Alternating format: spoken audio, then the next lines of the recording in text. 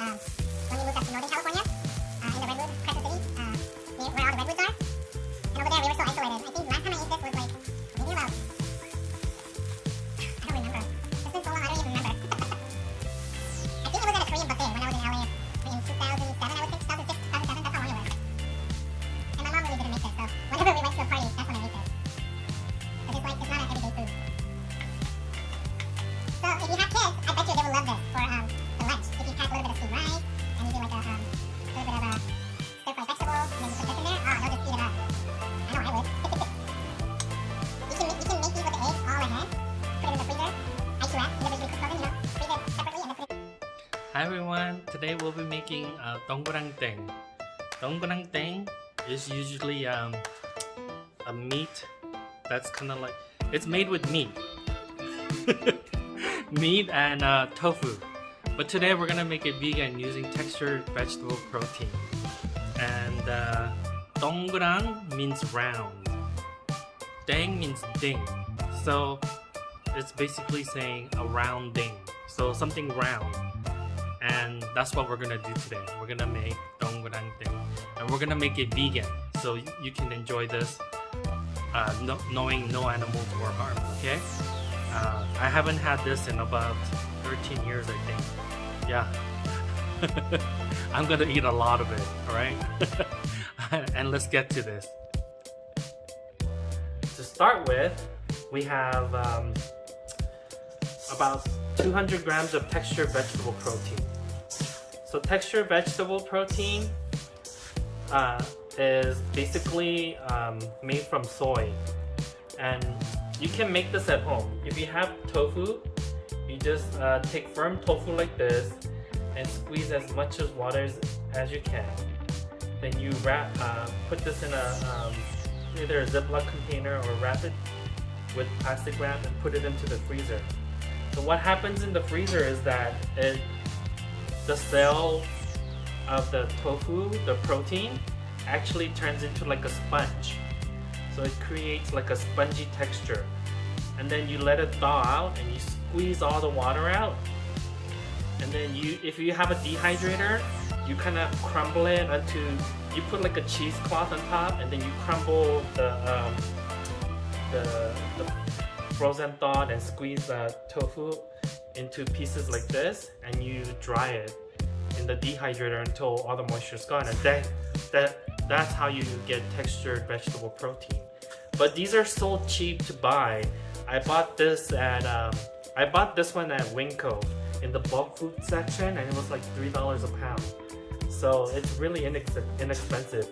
And a pound, once you rehydrate it, will give you more than double what, like if you need 2 pounds, maybe about 2.5 pounds to 3 pounds of meat, you want to make something with this, you just buy a pound and add 1.5 pounds to 2 pounds of liquid, and it will turn into that. So this 200 gram, which is about 2¼ cup, once I add my liquid to it, it's going to turn into about 400 to 450 grams of meat substitution. So to this, I'm going to add all my dry ingredients. I'm going to add 3 tablespoons of methyl cellulose. So if you don't know what methyl cellulose is, it's basically what they call meat glue. This turns, it binds proteins together. So since we're mimicking like a meat patty, we're gonna add 3 tablespoons of methyl cellulose. And we're not using egg as a binder, so I'm adding a little extra. So if you were to make this amount and you wanted to make like a burger patty, just put 2 tablespoons. Then I have a tablespoon of nutritional yeast. So nutritional yeast is very high in vitamin B, and it gives it that umami flavor to any vegan dish. I'm gonna add a teaspoon of cracked black pepper. I'm gonna add a tablespoon of mushroom powder, a tablespoon of beet powder. So the beet powder will add color and a little sweetness. I'm gonna add 2 teaspoons of salt. And then what I'm gonna do is I'm gonna mix this up real well.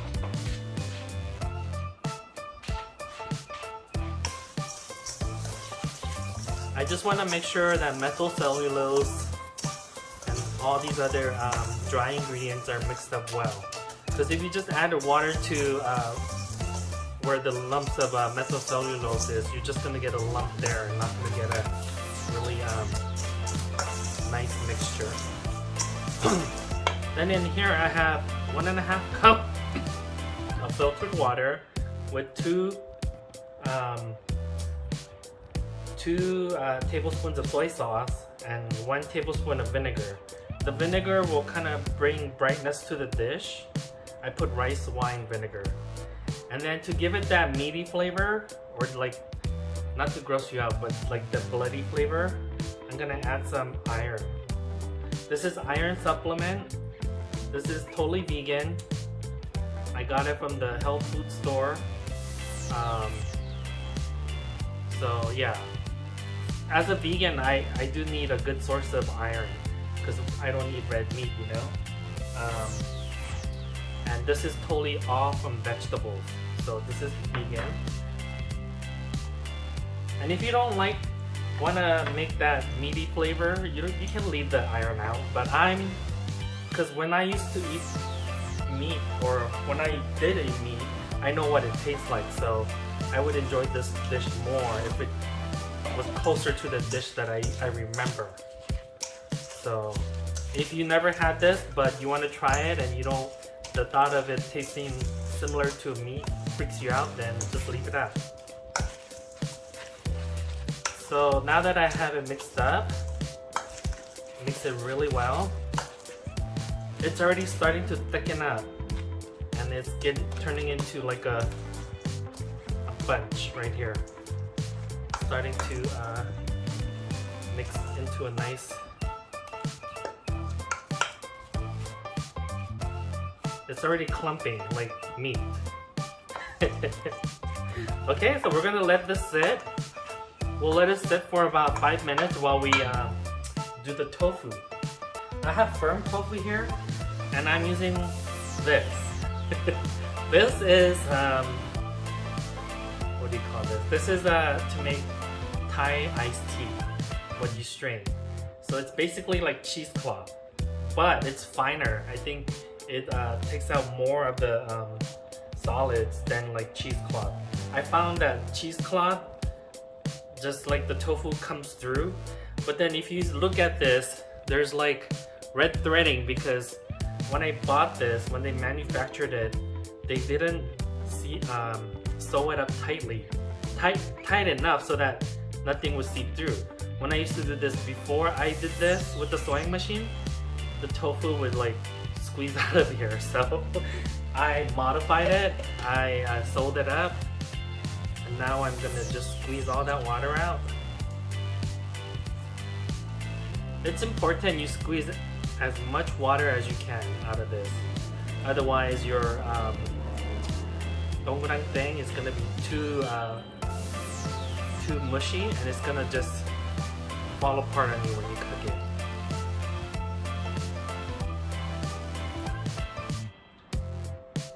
Okay, now that it's squeezed, I'm gonna add the tofu. So this is a 14-ounce block of tofu. So this recipe will make about 30 bite-sized pieces. It's like 2 bites for me. But if you want to be dainty, you can take 3 or 4 bites. If I really wanted to, I could just eat it all in 1 bite, but that's kind of being rude. Anyways, yeah. Oh. I'm gonna squeeze as much water as I can. And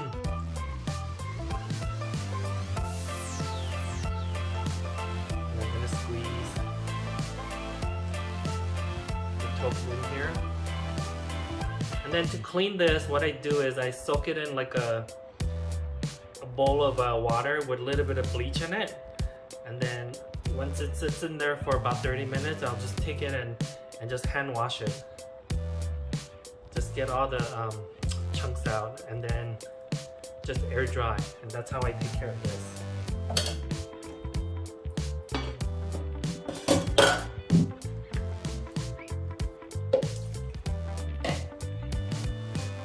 Once we have our tofu, we're gonna add 2 tablespoons of fresh chopped or minced garlic, about half a cup of carrots,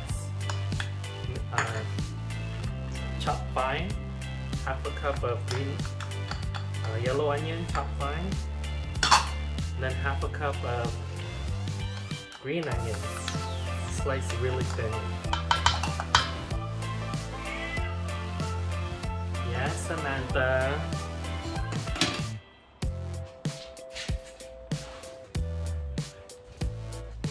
Well, now I'm gonna put on a glove, but you don't have to if you don't want to. I'm gonna put this, and I'm gonna mix this up.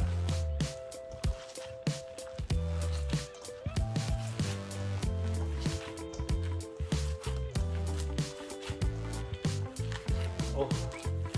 This smells so good.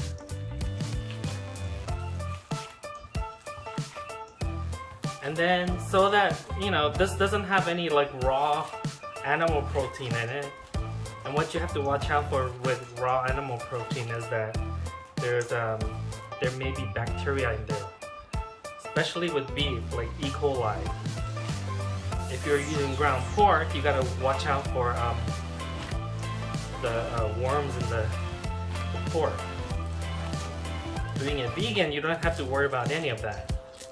So while I'm mixing this up, I'm gonna taste it if I need to add more salt.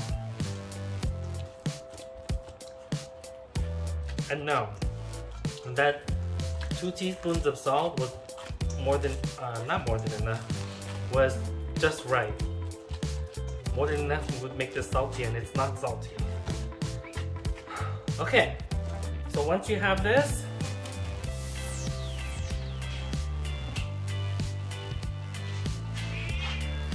I bet this would make really good meatloaf too. So I'm gonna save some of it, or actually now I'm gonna make all this into the Dongurang because I love Dongurang. In another video, I'll use this mixture and make meatloaf. So Dongurang is considered a jan. Jan in Korean means something cooked in eggs. So usually like a piece of fish or a meat that you dredge in flour and then egg, and then you pan fry it. So that's what a jan usually is. And since going vegan, I don't eat eggs, so I've been eating, when I have a craving for scrambled eggs, I'll buy just egg. But I don't buy this a lot because this is basically egg made from what do you call it, mung bean protein. But when it first came out, this was like $9 for 12 ounces. Now you can get it for around $5. And so if I want to eat something with that requires an egg, I'll use this.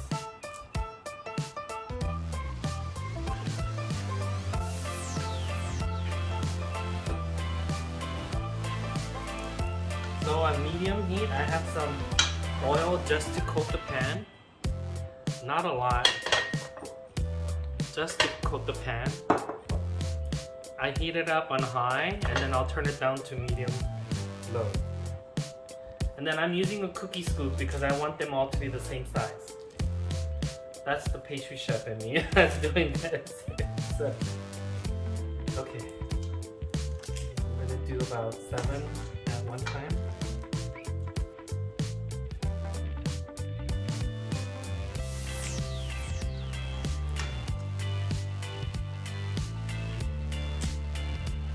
Doesn't this look like meat though? With the beet color? It's freaky.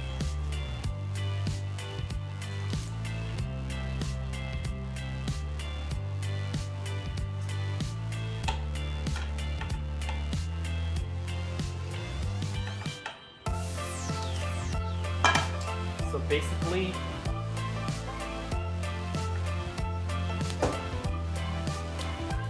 flip your Dongurang Dthang and then just roll it in the flour. Make sure it covers all the way, and then you're gonna dust off the extra and kind of flatten it so that it's like a disc shape.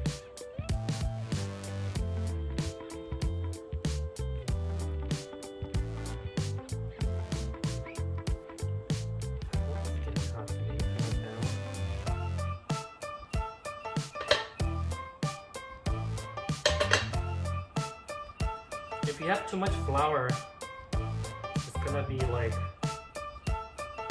you might bite into raw flour when you're eating this. So make sure you dust up all the excess flour. We only want flour on there so that the egg can grab onto the baked meat.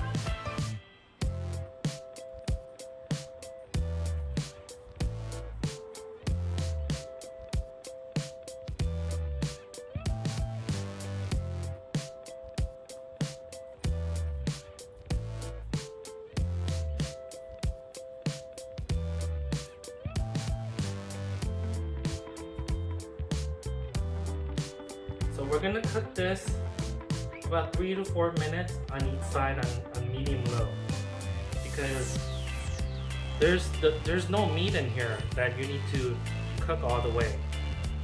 What we're cooking is we want to make sure the vegetables are all cooked, the carrots and the onions.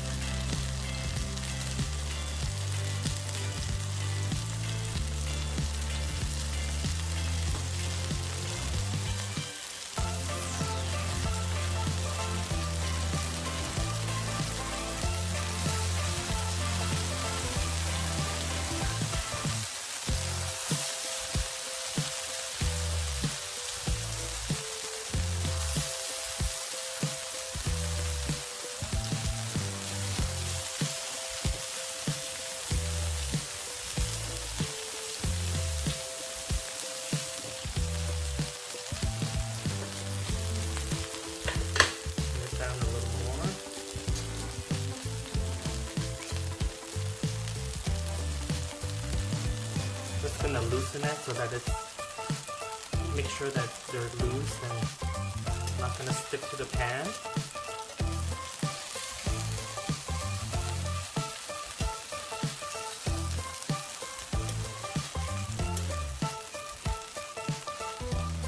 Alright, that's looking good, but the real proof is when I flip this and if it looks like there's eggs on it. Oh yeah, that looks good. Ooh, I'm so excited to eat this. I haven't had this dish since I went vegan, and that's in 3 years I haven't had this. It's even longer because I went vegan when I moved to when we moved up to Northern California, in the Redwood Crescent City, near where all the redwoods are. And over there we were so isolated. I think last time I ate this was like maybe about, I don't remember. It's been so long I don't even remember. I think it was at a Korean buffet when I was in LA in 2007, I would say 2006, 2007, that's how long it was. And my mom really didn't make this, so whenever we went to a party, that's when I ate this. Because it's like, it's not an everyday food. So if you have kids, I bet you they will love this for the lunch. If you pack a little bit of steamed rice, and you do like a little bit of stir-fried vegetables, and then you put this in there, oh, they'll just eat it up. I know I would. You can make these with the eggs all ahead. Put it in the freezer IQF, individually quick frozen, you know, freeze it separately and then put it into a Ziploc. And in the morning, you just put it into air fryer and then send it off with the kids. Or if you have, if you do have kids and you want to make them a really nutritious and delicious, healthy snack, just make these. These are really yummy. I bet you this would be really good in a sandwich too. Yep. Okay, so I'm gonna fry all of them and then come right back. Basically, I did all these. You're gonna get around 25 to 30 pieces, depending on how big you make these. But if you don't have a cookie scoop, yeah, you can do it. It looks more homemade, but yeah, you can do it by hand, of course, no problem. Oh, these look so good. Okay, they've been browned 3 to 4 minutes on each side. I'm just turning them around to double check. Yes, Samantha. Whenever I make food, you see, whenever I do the video, she cries to me saying, I want food too. She smells it. And then whenever I'm eating, she goes to her cat food and starts eating her food too. Because she knows it. She can't, she's very susceptible to other people. So I'm gonna turn this off. Put this down here.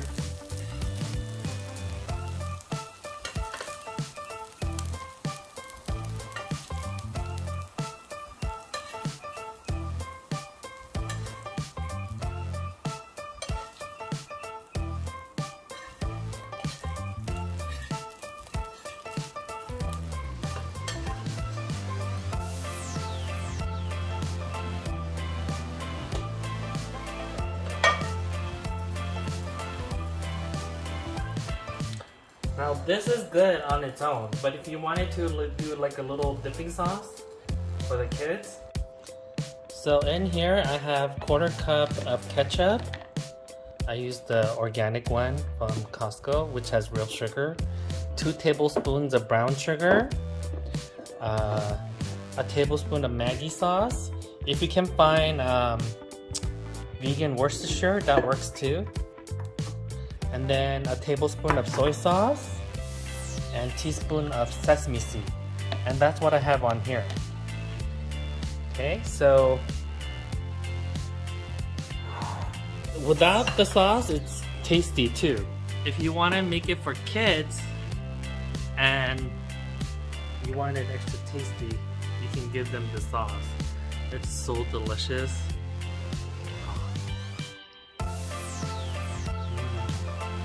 Look at this. It looks like real meat.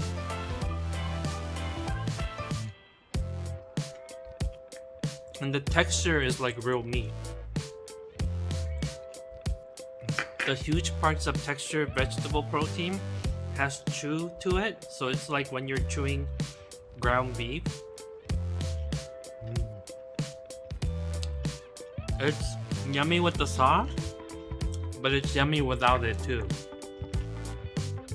I think this would be good and also like a sandwich.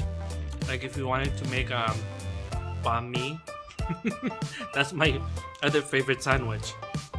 You get a French baguette, put some of this in here, Dongurang Dthang, with some pickled daikon and carrots. Lots of cilantro, a little bit of a jalapeno, and then you just eat it. So